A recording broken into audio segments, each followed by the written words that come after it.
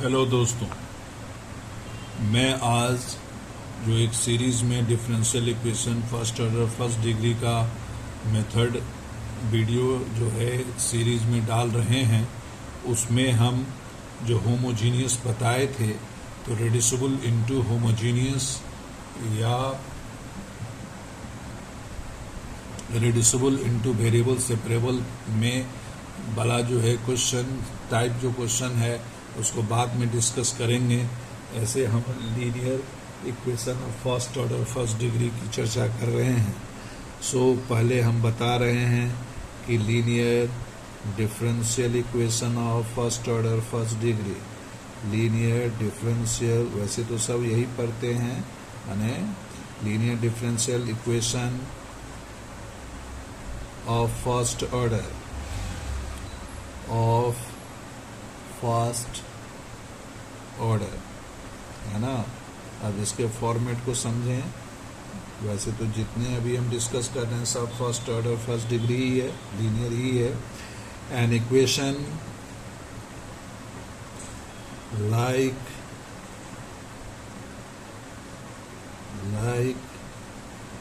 dy by dx plus py is equal to q, where p and q are functions of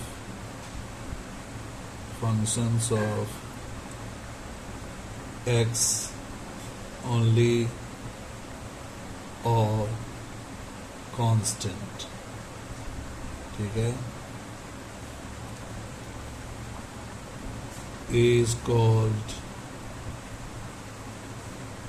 linear differential equation of first order या order 1, है ना। ठीक है, तो इसको समझना है। वैसे dx by dy भी होगा और dx by dy plus p1x q1 where p1 and q1 are functions of y only or constant। ठीक है, तो ये जो राउंड कर रहे हैं ये राउंड वाले के लिए कंडीशन आएगा, है ना, तो इसको ध्यान में रखना है। लेकिन अभी हम इसी को चर्चा करेंगे कि dy by dx plus py is equal to q, where p and q are the functions of x only। ठीक है, अब रूल क्या है, इसको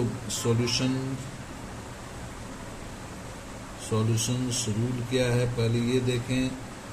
जो इक्वेशन दिया हुआ है dy by dx plus py is equal to q, है ना। जब इस तरह का क्वेश्चन है तो सबसे पहले हम लोग इंटीग्रेटिंग फैक्टर निकालते हैं, है ना। अब इंटीग्रेटिंग फैक्टर क्या है उसकी भी चर्चा होनी चाहिए। वो फैक्टर जिससे हम जो इक्वेशन 1 है इसको मल्टीप्लाई करें तो वो इजीली इंटीग्रेबल हो जाए। इसको शॉर्ट में I.F कहते हैं।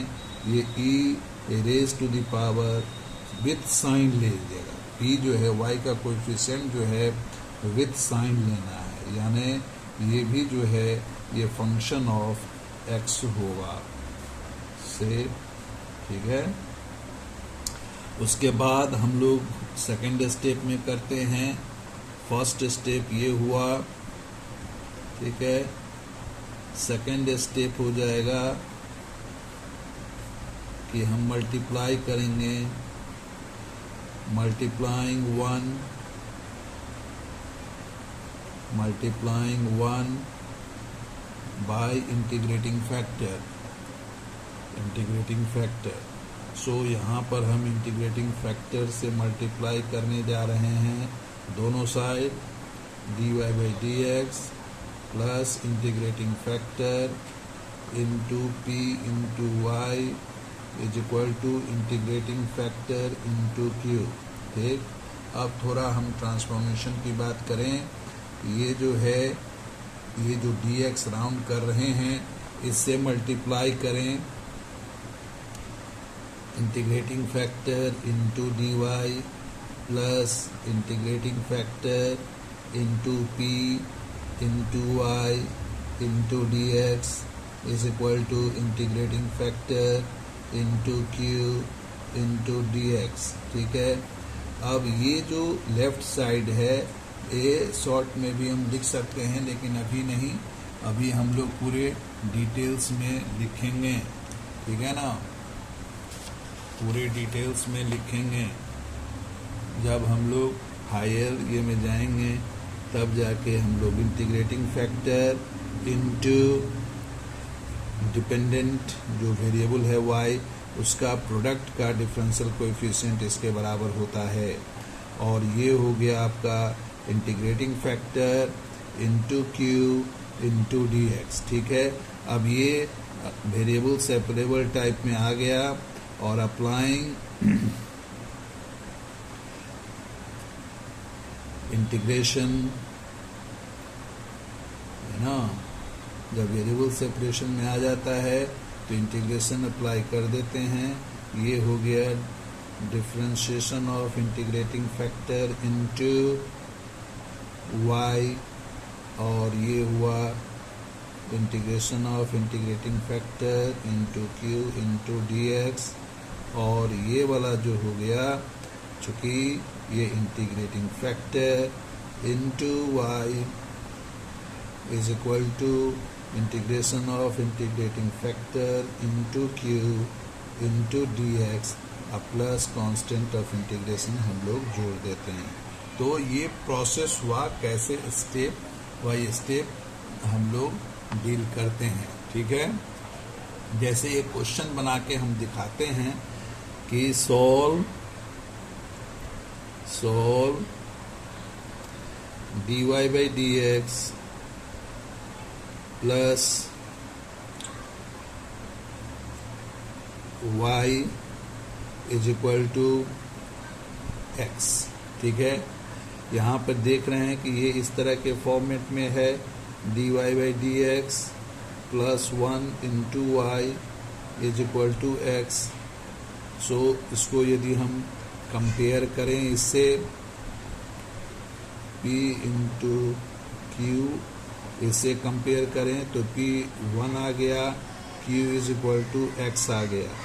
अब इंटीग्रेटिंग फैक्टर जो है ये हम लोग लेंगे e to the power p dx, यानी e to the power 1 into D X, so this is e to the power x। जब इंटीग्रेटिंग फैक्टर आ गया तो फिर हम लोग मल्टीप्लाई करते हैं 1 को इंटीग्रेटिंग फैक्टर से, मल्टीप्लाइंग 1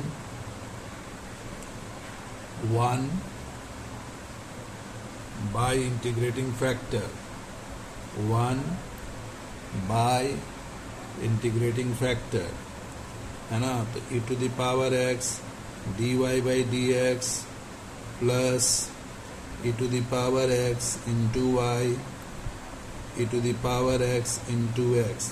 फिर हम लोग इससे मल्टीप्लाई करें both sides, so ex dy, वैसे ट्रांसफॉर्मेशन करना कहते हैं, ex into Y D X और ex into X D x.